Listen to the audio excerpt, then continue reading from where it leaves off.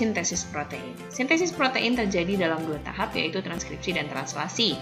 Tahap yang pertama yaitu transkripsi terjadi di dalam nukleus. Kenapa terjadi di nukleus? Karena membutuhkan DNA sebagai jiplakan. Hasilnya, dari namanya kan transkrip. Transkrip itu kan berarti cetakan ya. Jadi transkrip itu adalah proses mencetak, membentuk rantai messenger RNA ya, mRNA. RNA-D itu bahasa Indonesianya RNA duta. Messenger duta ya. Kemudian dia membawa apa? Messenger itu kan pembawa, duta itu kan pembawa ya. Dia membawa apa sih? Si mRNA atau RNA-D itu membawa kode-kode yang namanya kodon. Kodon ini nanti yang akan diterjemahkan menjadi asam amino ya. Nah, kodon ini dibuat dengan menjiplak rantai DNA sense. DNA sense disebut juga dengan rantai kodogen. Gambarnya seperti ini nih. Ini kan yang biru muda dan biru tua ini adalah si double helix DNA. Nanti double helix DNA-nya ini akan dibuka, ikatan hidrogennya dibuka oleh enzim namanya enzim helikase. Nah, kalau udah kebuka, masuklah ada yang namanya template dan enzim RNA polimerase, sehingga nanti terbentuklah nih yang kuning ini nih. Si kuning ini adalah rantai mRNA yang dibentuk dengan menjiplak basa-basa di DNA sense. Nanti setelah ini kita lihat videonya supaya lebih jelas ya. Nah, kemudian nanti mRNA yang sudah terbentuk di transkripsi akan masuk ke tahap berikutnya, yaitu tahap translasi yang terjadi di sitoplasma. Jadi kan tadi si mRNA-nya dibentuk di dalam inti sel, di nukleus. Setelah selesai nih, si kuning ini, kita lihat ya, si kuning inilah si mRNA-nya. Si mRNA atau RNA-D inilah yang akan keluar menuju sitoplasma. Dia keluar lewat membran inti menuju sitoplasma untuk melaksanakan proses translasi. Translasi dari kata translate berarti menerjemahkan kodon-kodon. Kodon itu adalah triple basa. Ya, basa-basa nitrogen 33 itu namanya satu kodon. Satu kodon akan diterjemahkan menjadi satu asam amino oleh siapa? Oleh ribosom. Jadi gambar ini nih, gambar yang ini nih. Ini yang merah ini, rantai merah ini ceritanya adalah mRNA-nya. Nanti akan disamperin sama ribosom. Ribosom yang di bawah ini subunit kecil, yang ini subunit besar.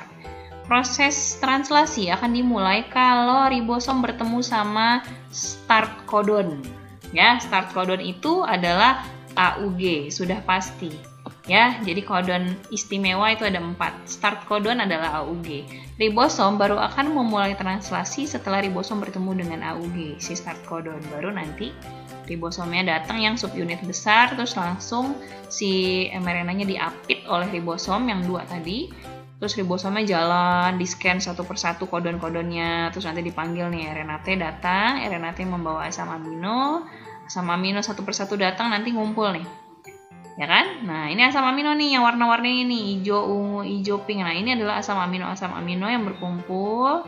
Setelah kemudian si ribosom bertemu dengan salah satu dari 3 ini nih, ini adalah stop codon ya. UAA, UAG, sama UGA ini adalah stop codon. Salah satu ketemu sama ribosom berhenti melakukan translasi. Gitu ya.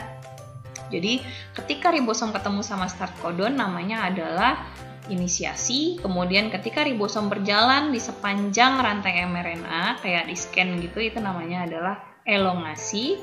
Kemudian ketika ribosom bertemu dengan stop codon lalu si translasinya berhenti, itu namanya adalah terminasi ya. Nah, ini tabelnya selalu ada kalau misalkan kalian disuruh menerjemahkan menjadi asam amino di soal, pasti dibekali dengan tabel ini ya, tabel-tabel kodon yang akan diterjemahkan menjadi asam amino. Nah, nanti supaya lebih jelas setelah ini kalian akan lihat video yang bisa menjelaskan proses transkripsi dan translasi. Tahap sintesis protein yang pertama adalah transkripsi, yang terjadi di nukleus karena memanfaatkan DNA sebagai cetakan.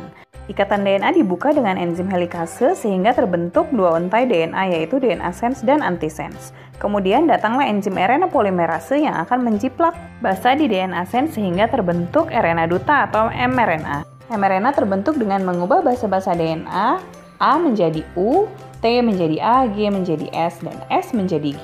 Sehingga pada hasil akhir transkripsi adalah mRNA atau RNA-D yang membawa kodon-kodon, kemudian DNA disatukan kembali oleh enzim ligase. Tahap yang kedua yaitu translasi, yaitu proses penerjemahan kodon atau triplet basa yang ada di RNA-D menjadi asam amino, dilakukan oleh ribosom di sitoplasma. Ribosom subunit besar dan kecil akan bersatu, kemudian terjadi tahap pertama yaitu inisiasi di mana ribosom bertemu dengan start codon. Lanjutkan pada tahap kedua yaitu elongasi di mana ribosom menerjemahkan codon satu persatu. Tahap terakhir yaitu terminasi di mana ribosom bertemu dengan stop codon. Kemudian ribosom subunit besar dan kecil kembali terpisah, hasil akhirnya adalah polipeptida.